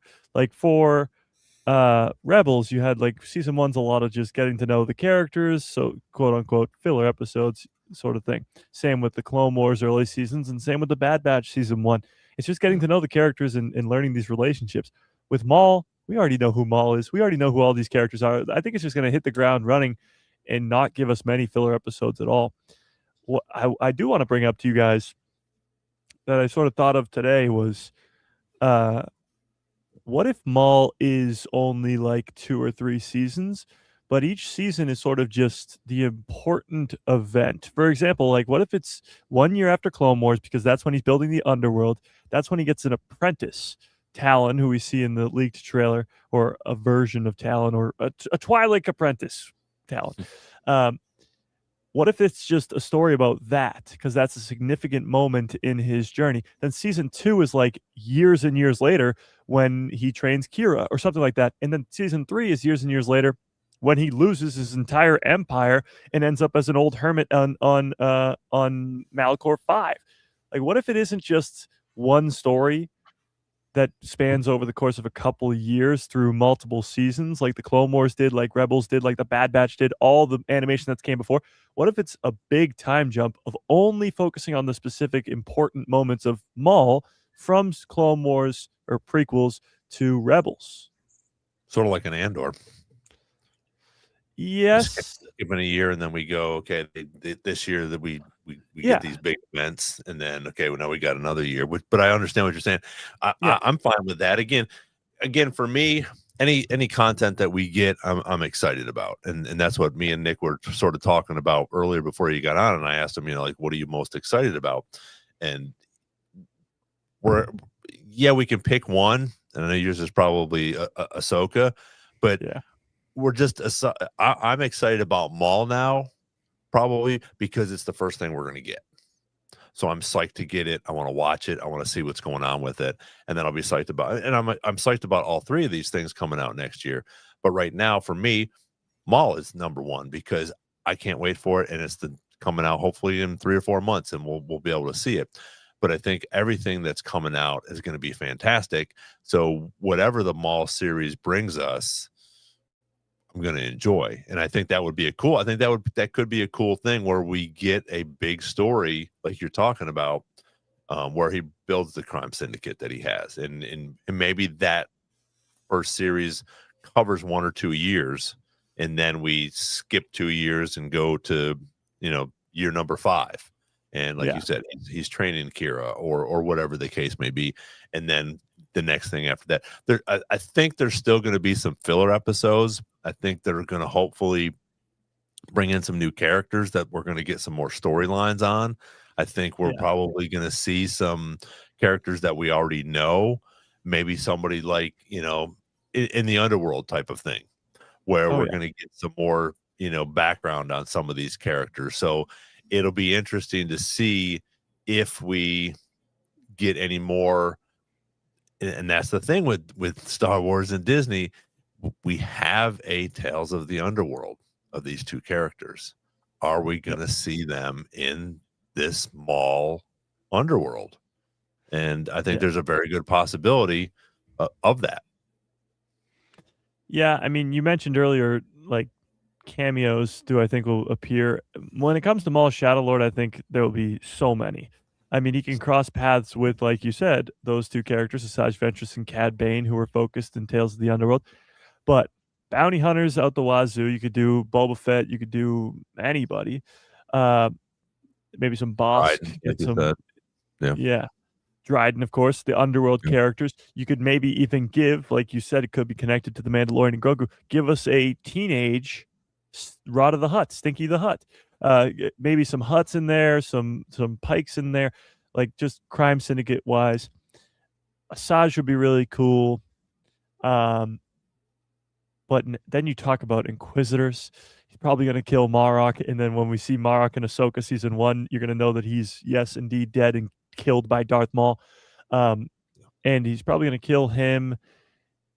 He's probably going to fight Vader. Like, if they're going to go to something big, he'll fight Vader. Both of them obviously can't die, but it would be really cool. Right. And a ton of familiar faces. A ton. Yeah. Yeah, and that's always been a big thing whether it's been comics or just in our head canon, where people want to see Vader and Maul. Yeah. Yeah, I mean, Maul says it himself. He knows. Yeah, he knows, like, when they're at Malachor 5 and he knows Vader's coming, he tells them, like, I can't do it myself. Like, he knows as well as they do what's going on. Which I've always taken as they've crossed paths, or at least he's figured it out. Yeah. Well, yeah, I mean, you look at his speech on Mandalore when he fights Ahsoka. He's talking about Just Anakin puts and two how and two together. Yeah. yeah, he's long been groomed for it. Like he knows who Anakin is and what his role is supposed to be, so he probably knows that he is Vader. Hmm. But also, Malachor 5 does give us sort of the backbone of what this show is gonna be, because he is there by himself, no Hmm. criminal underworld, no nothing. Granted, it's 19 years later, or less actually, probably 17 years later, but it's still this huge empire that he built is gone. Did Palpatine and Vader destroy that? Why is he not with Kira anymore? How's the Crimson Dawn fall? All those questions need to be answered. Also, the Inquisitors are scared of him, probably because he killed Marok and some other Inquisitors too. But he's on Malachor 5. The purpose of him being there is to activate this weapon, whatever this temple is. It's a weapon, and he's Right. last ditch effort to destroy Palpatine and destroy the Empire is Malachor 5. That's why he's there, waiting for Ezra patiently. And it's not until, because he thinks Obi-Wan's dead. That's a big thing too, because he would be hunting Obi-Wan down this entire time if he thought he was alive. It's not until he gets the holocron and the holocron tells him that Kenobi's alive, then he goes crazy about it. So how he ends up on Malachor 5 is a big deal, and how that plays out through the whole series is going to be really cool.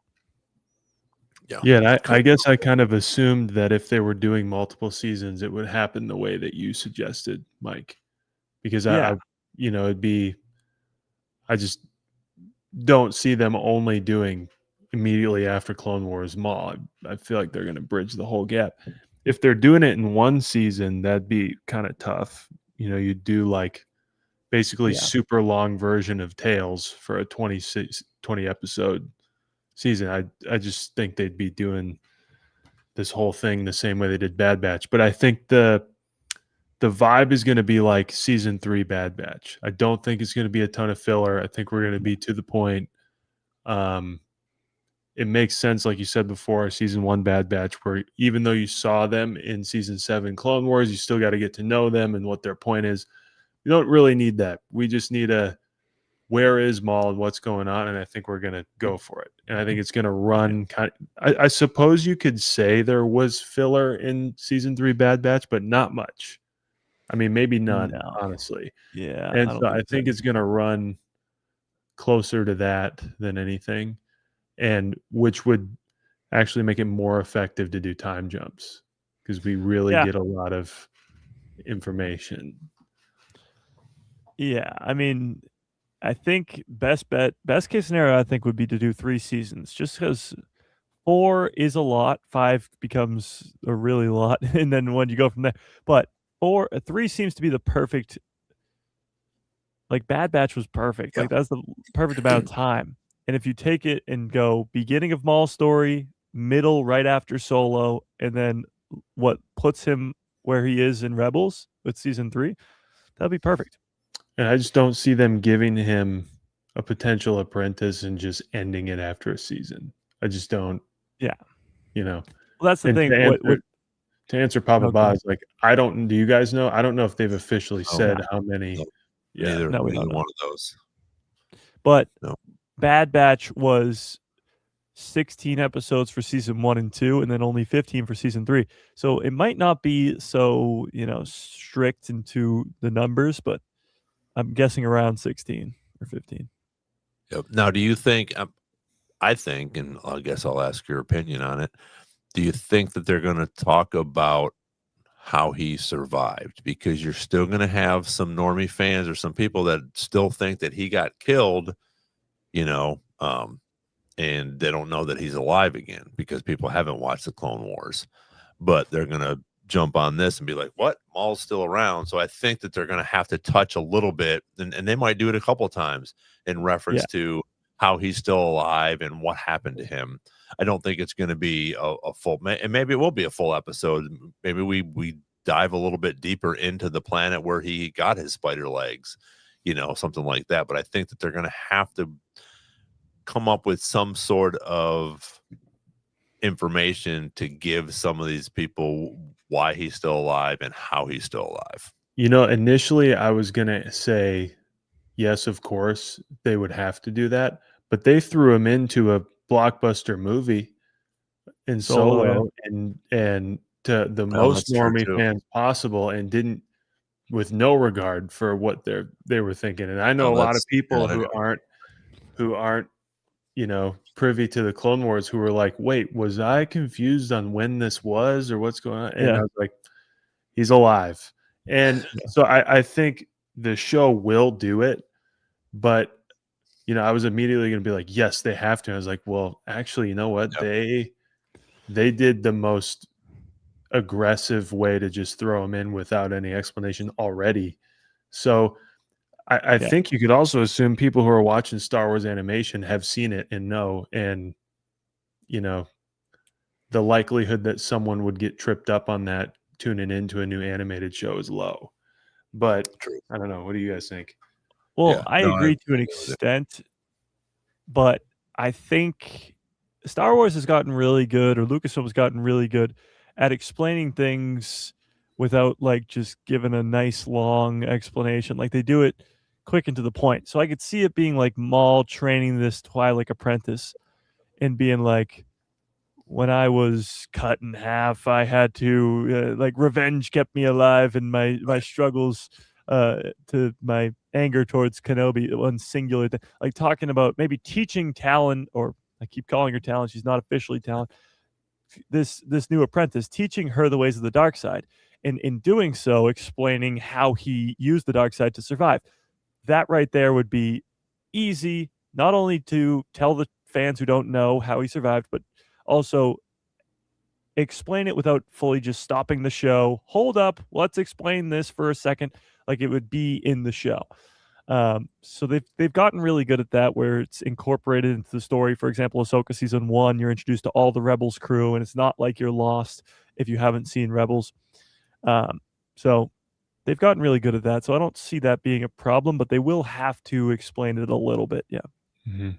And that's like so much of his personality and story is just being, Yeah. obsessed with the revenge of it all. I don't know how obsessed he would be if he technically thinks he never got his revenge, if he thinks Obi-Wan's dead at the point of this show, but it's so much of who he is, he's not going to not mention it, Right. you Yeah. know? Maybe he even says that. Maybe he's like, I didn't get Kenobi. Like he maybe Yeah. even like Kenobi's dead, but I didn't kill him, and it maybe haunts him still.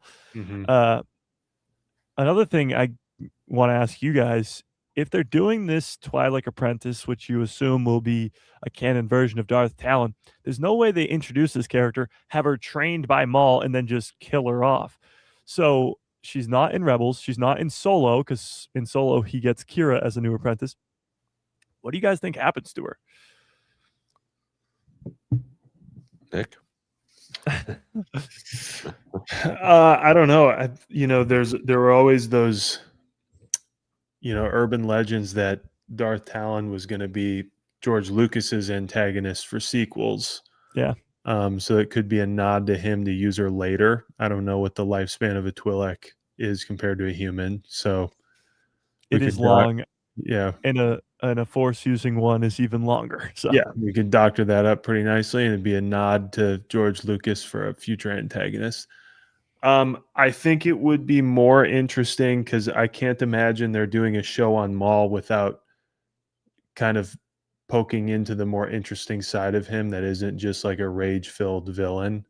yeah, He's got that sort of Sisyphus, like tragic character to him that, um, right here, Max Rebo took the words out of my mouth. I think I think it'd be more interesting if he just has to offer. Like, if something uh, happens, I know that that's dark, and I Sound like know, Mike killing people yeah, off. yeah, yeah. Well, I killing know that younglings at that. I know that that's dark, but I think it's way more interesting than yet another character that slips through and then they end up being a convenient character we can plug in somewhere else. I think it would be more on par with what his character has gone through his entire life, is getting somewhere with something and then everything drops out from under him, literally. Well, But I could think. yeah. Well, I think, yeah, that Talon could turn on him, but it doesn't have to end with either character dying. Obviously, we know Maul doesn't die, but she could maybe be like like she's learning all these Sith things, and she's probably like, this isn't what you're doing. Like this Yeah. isn't the rule of two. This isn't a, and maybe she turns on him or something like that happens. I agree with you that there's a lot of, just taking a character and putting her into the middle of nowhere and a loose end for later happens a lot now. But it's also would answer the question, why are you doing a Maul Shadow Lord series? Mhm. Like, you do the Bad Batch to set up Omega and Project Necromancer, and Omega will eventually show up again. She's a loose end. Yeah. You do Rebels with crazy loose ends of Thrawn and Ezra and the Ghost crew and all that. You just do all these stories with loose ends so that you can tie them up later, but it would give you a reason for Maul Shadow Lord, and it's to connect Talon to something in the future. It might be that the Maul Shadow Lord has direct connections to the Mandalorian and Grogu or Ahsoka season 2 or something post sequels because of this character. It would be wild if that's the little, we've talked in the past about how they always put out an animated show or a live action show that informs a movie or informs the next thing. Yep. That would be cool if Talon had something to do with informing our future live action stuff. Yeah, my mind always goes to Star Wars Starfighter, as much as they say it's not going to be connected to anything and all this whatever.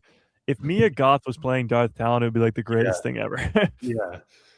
Because I think we were expecting the way that Bad Batch does it, the way that Mandalorian did it for Rise. Like, I think there's going to be something that Shadow Lord does that's really subtle that we won't know until we see Mando and Grogu or Ahsoka season 2. That was kind of set up through showing us something in Shadow Lord. Not that they're like directly related, but like how they showed us Grogu healing somebody. Yes, right before they Rise. showed it to us in Rise. Or, I mean, I think Project Necromancer is another one. Yeah. Mentioning, it's a whole thing in Bad Batch. I think it's mentioned in Mandalorian and all that. So I think there will be something like that, and it would be wild if Talon is one of those things. So, Theories of the Force said in the chat, would be interesting if we saw her go on some missions like Luke did for ancient Jedi artifacts, but she goes for Sith ones. That would be really cool.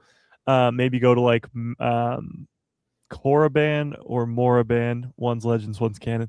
It's the same planet though, where Yoda goes and sees Darth Bane's sort of ghost or soul or whatever. Something like that would be really cool. What if she's getting, beckoned, called out to by some force in some different galaxy where she is guaranteed that this cycle of good versus evil will come to an end, and she really wants to go there, and like some nice handsome fella named Balin Skull. There you go. Imagine she's on the same journey as him. There's characters in this time period right after Order 66 that we don't know where they are. Could their paths cross? Shin Hati and Balin Skull. I feel like, and maybe my math is off here, Talon, if she's like a 10-year-old kid, 1 year after the events of Order 66, she'd be probably the same age as Cal Kestis, around the same age as Shin Hati, maybe. Like she would be around that same age. Yeah, Ezra kind of a little younger. Yeah, younger than it. Or older. She should be older than Ezra. Yeah. Ezra's born on the same day Luke and Leia are, so she'd be older. They were born on Empire Day? Yeah, Order 66. Oh,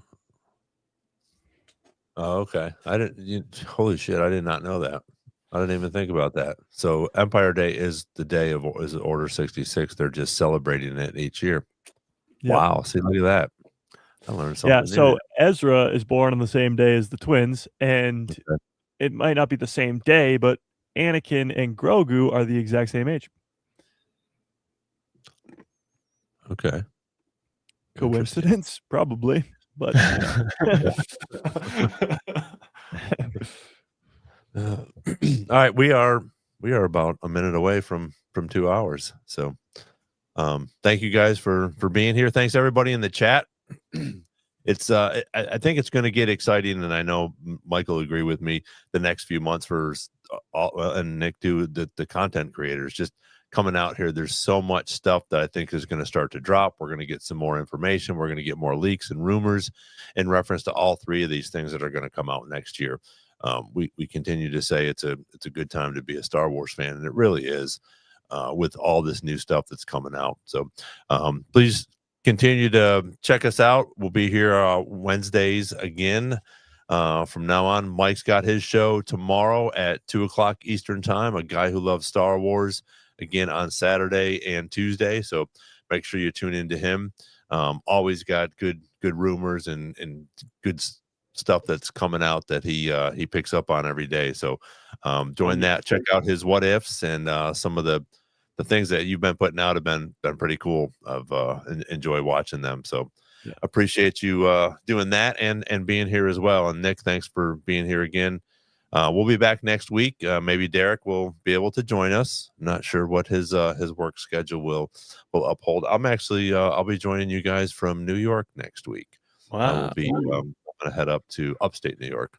I'm heading up to see family for late Thanksgiving, early Christmas. So we'll be up there Wednesday night, and I'm gonna bring my stuff up there, and we'll get on that. So everybody that was on tonight, thank you for all your comments. We had a pretty good crowd here tonight, and I thought we did a good job of touching on everything that we talked about, all the new stuff coming out. So there's going to be a whole bunch more.